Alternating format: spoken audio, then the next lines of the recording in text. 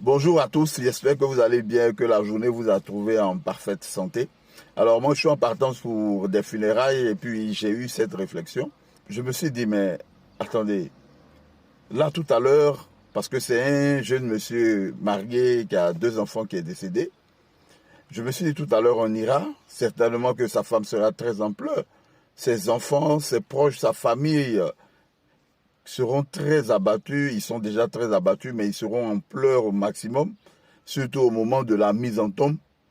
Mais en même temps, je me dis, mais combien voudront y aller avec lui dans la tombe? Les pleurs vont manifester leur attachement à cette personne. Les gens même qui diront ou qui ont dit à sa mort, comment on va faire sans toi? Comment allons vivre sans toi? Je ne peux pas vivre sans toi. Nous ne pourrons pas vivre sans toi. Mais combien le suivront dans la tombe? Dès que le monsieur sera mis au trou, les gens iront se retrouver déjà pour partager un repas, rire, causer, manger. Sa femme déjà, les gens commenceront à la draguer ou un ami lui dira depuis longtemps, moi-même je t'aime, j'ai un crush pour toi ou je suis fond de toi, mais comme tu étais avec mon ami, je ne disais rien.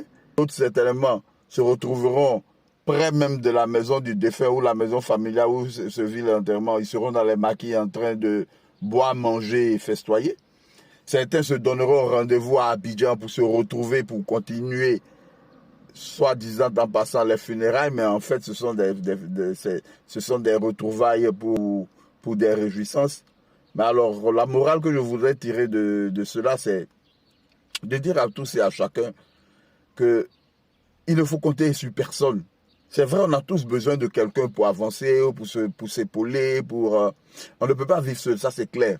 Mais ne compte sur personne. Les personnes qui te disent jour et nuit, je t'aime, je t'aime, je t'aime, je t'aime. Je dis, même ta propre femme, même ton époux, même tes enfants, personne n'ira avec toi. Les trahisons, tu en subiras. Les rejets, les abandons, tu en subiras. Personne ne restera avec toi au moment où ce sera terrible.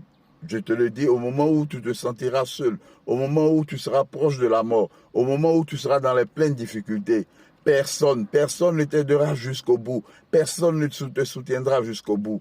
Tire-en les leçons. Compte sur toi-même, mais compte surtout sur Dieu. Appuie-toi sur Dieu. Essaie d'avancer. Essaie de créer ta propre voie. Et essaie de vivre en paix. Que tu sois riche ou pauvre, essaie de vivre en paix et sois en accord avec toi-même et avec tes valeurs. Ne laisse personne d'autre que Dieu façonner ta vie.